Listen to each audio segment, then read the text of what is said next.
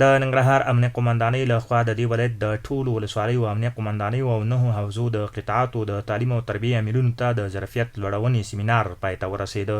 په همدې تړاو جوړې شوې غونډې ته د ختیځ زون د پولیسو ښوونیز او روزنیز مرکز عمومي قومندان له فارغو شوو مجاهدینو وغوښتل چې زده شوې زده کړې په حوزو کې د خپلو نورو ملګرو سره هم شریکې کړي.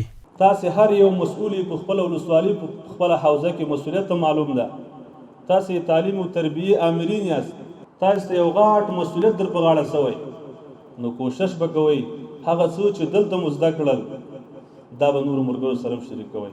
د ننګرهار امنیه قومندان فارغو مجاهدینو ته سپارښتنه وکړه چې له ترلاسه شویو زده کړو سالمه ګټه واخلي او له غفلت ځانونه وساتي. اوس اړتیا ده چې د علم او نظم له لارې خپلو صفونو کې بدلون رامنځته او د ولس باور پیاوړی کړو.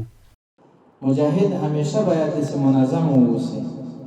لله الحمد تاسې هغه 15 ورځنی سیمینار چې درکړل شوی ده د دې په مناسبت درکړل شوی چې تاسې هغه خپل صفونه برابر کړئ، خپل اندروني سیستمونه چې تاسې کوم دي درکړل شوي دي دا باید تاسې برابر کړئ. تعلیم او تربیه دا یو په اداره کې یو مهم او مهمه اداره ده.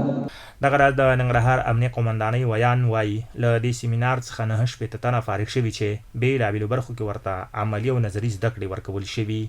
د ننګرهار امنیه قومندانۍ د رهبرۍ له لورې د تعلیم تربیې د 22 ولسوالیو 9 حوزو او اړوندو قطاعاتو د تعلیم تربیې د امرینو لپاره 15 ورځنی د ظرفیت لوړونې سیمینار دایر شوی و چې نن پای ته ورسېدو. په دې سیمینار کې 9 کسانو ګډون کړی و چې دوی ته پکې په بېلابېلو برخو کې عملي او نظري زده کړې ورکړل شوې.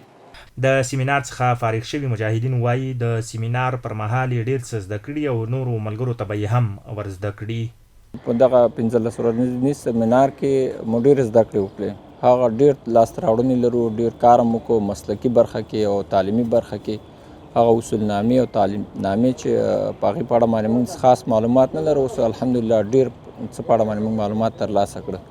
فارغ شوي مجاهدینو د دغه ډول نورو سیمینارونو او مسلکي زده کړو د ډېرېدا غوښتنه وکړه.